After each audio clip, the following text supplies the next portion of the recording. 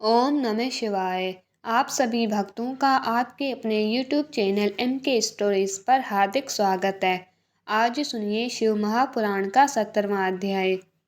ऋषि बोलते हैं, प्रभु महामुने, आप हमारे लिए क्रमश षड्लिंग स्वरूप प्रणव का महात्म्य एवं शिव भक्त के पूजन के प्रकार का वर्णन कीजिए। सूत जी कहते हैं, मैं ऋषियों, आप लोग तपस्या के धनी हैं। आपने ये बड़ा सुंदर प्रश्न पूछ लिया है, किंतु इसका ठीक ठीक उत्तर महादेव जी को ही ज्ञात है, दूसरा कोई नहीं। तथापि भगवान शिव की कृपा से ही मैं इस विषय का वर्णन करूंगा। भगवान शिव हमारी और आप लोगों की रक्षा का भारी भार बारंबार स्वयं ही ग्रहण करते हैं। ओमकार को प्रणव की संज्ञा देते हैं। ये तुम सब उपासकों को बलपूर्वक मोक्ष तक प्राप्त करा देगा। इस अभिप्राय से भी इसे ऋषि मुनि प्रणव कहते हैं। अपना जप करने वाले योगियों के एवं अपने मंत्र की पूजा करने वाले उपासक के समस्त कर्मों का नाश करके ये दिव्य नूतन ज्ञान देता है, इसीलिए भी इसका नाम प्रणव है। इन माया रहित महेश्वर को ही नव अर्थात नूतन कहते हैं। वह परमात्मा प्रकृष्ट रूप से नव अर्थात शुद्ध स्वरूप है, इसीलिए प्रणव कहलाते हैं। प्रणम साबिक को नव अर्थात नवीन शिव स्वरूप कर देता है, इसीलिए भी विद्वान पुरुष इसे प्रणव के नाम से जानते हैं।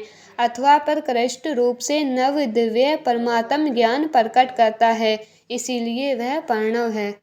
प्रणव के दो भेद स्थूल और सूक्ष्म बताए गए हैं। एक अक्षर रूपी ओम को सूक्ष्म प्रणव जानना चाहिए और नमः शिवाय इस 5 अक्षर वाले मंत्र को स्थूल प्रणव जानना चाहिए। जिसमें 5 अक्षर व्यक्त नहीं है वह सूक्ष्म है, और जिसमें पांचों अक्षर सुस्पष्ट रूप से व्यक्त है वह स्थूल है। जीव मुक्त पुरुष के लिए सूक्ष्म प्रणव के जप का विधान है, वही उसके लिए समस्त साधनों का सार है।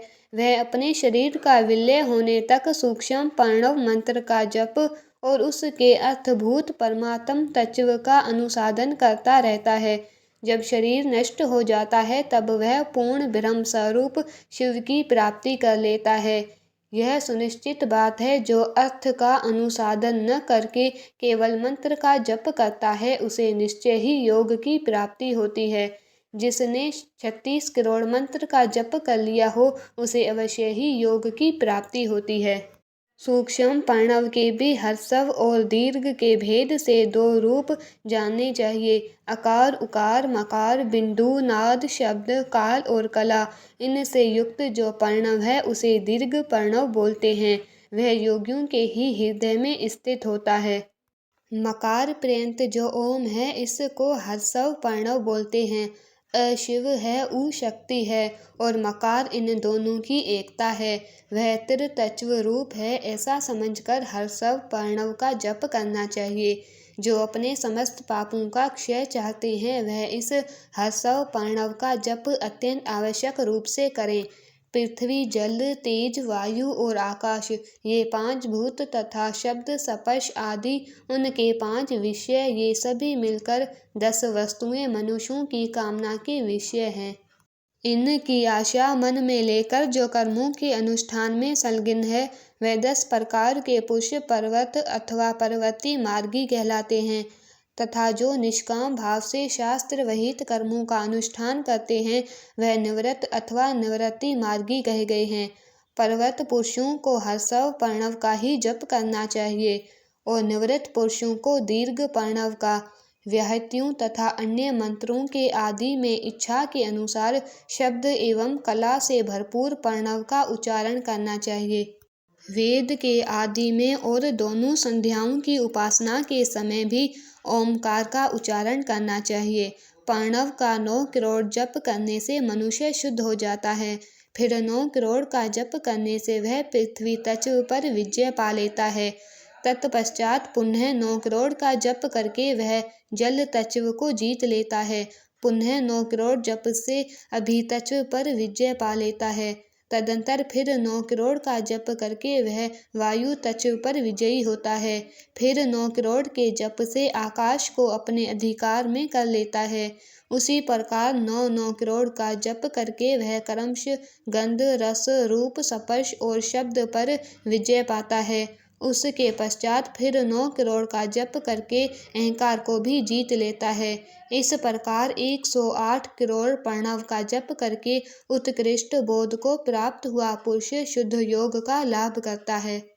शुद्ध योग से युक्त हो जाने पर वह जीवन मुक्त हो जाता है, इसमें संशय नहीं है।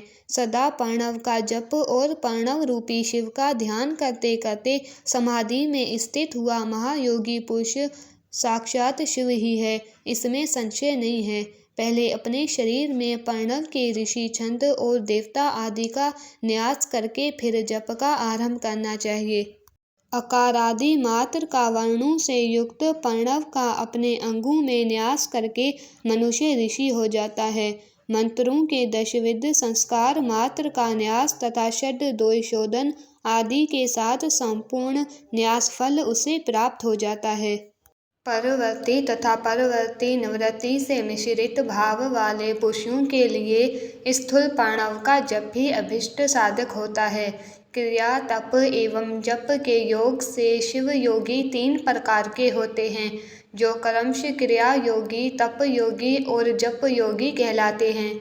जो धन आदि वैभवों से पूजा सामग्री का संचय करके हाथ आदि अंगों से नमस्कार आदि किया करते हुए इष्ट देव की पूजा में लगा रहता है, वह क्रिया योगी कहलाता है।